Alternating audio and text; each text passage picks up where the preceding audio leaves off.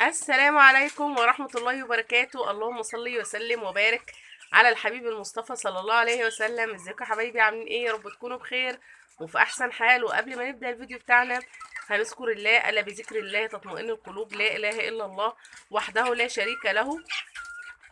الفيديو بتاعنا النهارده حلو جدا جدا. للناس اللي دايما بتسألني عن منشطات النمو. جايبه لكم النهارده حاجه رخيصه جدا جدا، تعتبر ببلاش كده، ومفعولها كويس جدا جدا. لكن قبل ما ابدا الفيديو اقول لكم على منشط النمو بتاعنا اللي احنا جايبينه للفراخ. عايزه اقول لام عبد الله انا بحبك جدا جدا يا ام عبد الله، وام علاء من العراق بحبك جدا. حبيبتي يا ام عبد الله ما تحرمش منك. ام علاء حبيبتي جدا جدا. وهلا عمر ام طلال، حبيبتي يا ام طلال ربنا يخليكي ليا حبيبتي يا رب. وزهرة الربيع بحبكم جدا جدا. كل الناس اللي بتتابعني انا طبعا عارفاكوا اسم، لكن انا والله بنسى، يعني بتوه عن الاسم، لكن انتوا جوه قلبي وحياة ربنا. ربنا ما يحرمكوش، ربنا ما يحرمنيش منكم ابدا، ويديمكم نعمه حلوه في حياتي. عايزه النهارده ان ناس كتير بتقولي الفراخ عندي ضعيفه، الفراخ عندي مش بتاكل كويس، الفراخ بتاكل علف كتير كتير ومش مبان عليها. النهارده جايبالك ازازه منشط نمو، حاجه كده سحر، تعتبر سحر، يعني حاجه كويسه جدا جدا ورخيصه، كل تمنها 5 جنيه. 5 جنيه بس. ده المنشط النمو الوحيد اللي ممكن انا استخدمه. انا ما بستخدمش منشطات نمو بصراحة، لاني ما شاء الله الله اكبر انتوا شايفين الفراخ عندي تقريبا كده بكرة او بعد بكرة هيبقوا كملوا 50 يوم بالظبط تقريبا كده. هم كانوا جايين يوم 9، يوم 9 الشهر اللي فات. فهم كده خلاص. لا، مش الشهر اللي فات، الشهر اللي قبله يوم 9.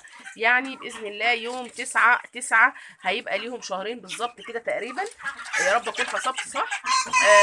فهم وزنهم حلو جدا جدا، ما شاء الله، شايلين أوزان كويسة، حجمهم كويس معقول، مش في حاجة ضعيفة عندي. لكن أنا حبيت أجيب لكم منشط النمو عشان الناس اللي بتكلمني وبتقول لي ده احنا بنجيب الفراخ ومش باين عليها وبتاكل كتير او شهيتها مقفولة.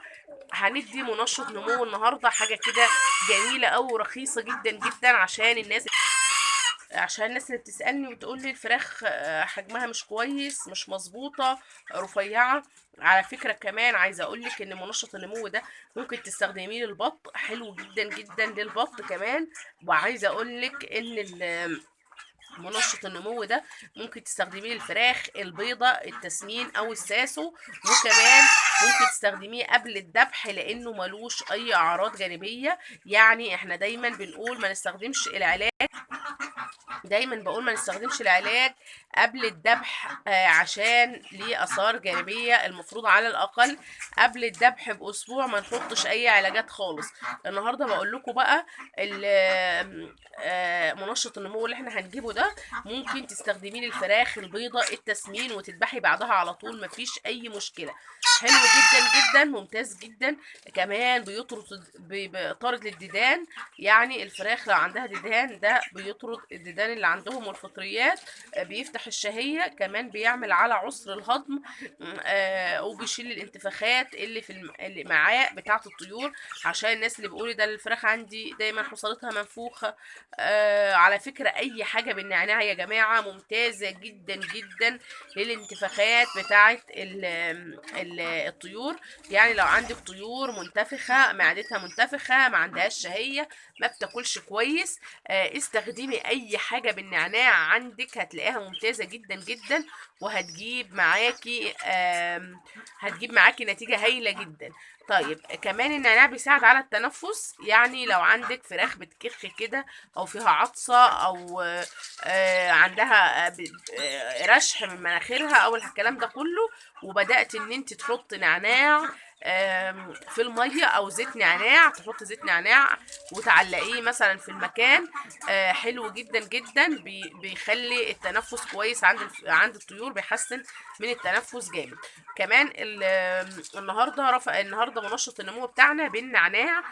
دي حاجه كويسه جدا جدا كمان. يعني حلو اصلا، يعني هو اصلا منشط نمو لكن بيعالج نزلات البرد برضو. على فكره انا مش كان لازمني خالص ان انا احط للفراخ، بس زي ما عودتكم ان انا ما بستخدمش حاجه للفراخ، ما بقولكوش على حاجه الا لما استخدمها للطيور الاول قدامكم. اهو ده اسمه سوبر منت. سوبر منت على فكره الازازه دي كده انا كنت عملت لكم عنها قبل كده. عندي واحده فاضيه هناك اهي في الارض، لو تشوفوها عندي الديك اهي، عندي الديك الابيض. الازازه دي انا كنت نزلتها لكم قبل كده مع الفراخ التسمين البيضه، عشان الناس اللي بتعاني ان عندها الفراخ البيضة نموها ضعيف او وزنها قليل، تستخدمي ده. اسمه سوبر منت، لو مش واضح في الكاميرا فهو اسمه سوبر منت اهو يا حبايبي، اسمه سوبر منت. سوبر منت بالعربي وبالانجليزي فوق بعض اهو. حاجه ممتازه جدا جدا، هو بالنعناع. اصلا اول ما الطيور بتشمه كده بتحس التنفس بتاعها كويس وتحسن، كمان بيفتح الشهيه وبيعمل على عسر الهضم. ما شاء الله، حتى لو جبتوا له البط كويس جدا جدا. عايزه انوه على حاجه، السوبر منت ده للناس اللي بتربي في البيت مش للمزارع، لانه هو حاجه المزارع طبعا بيبقى لها حاجات تانية.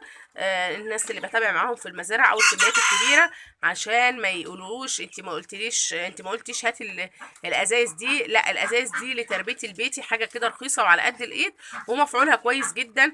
عشان انا مثلا لما بنزل اي وصفه هنا او اي حاجه هنا، فالناس اللي بتابع معاهم جايبين للمزارع بييجوا يقولوا لي ده احنا بنشوفك في الفيديوهات جايبه وصفه، جايبه مش عارفه ايه. انا بتكلم الوصفه دي للبيت. لما بنزل حاجه للكميات الكبيره بقول الحاجه دي للمزارع للكميات الكبيره.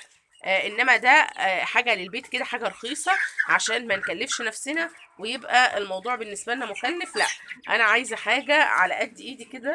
5 جنيه اصلا مش حاجه، يعني دواء ب5 جنيه بيطري ده مش حاجه خالص.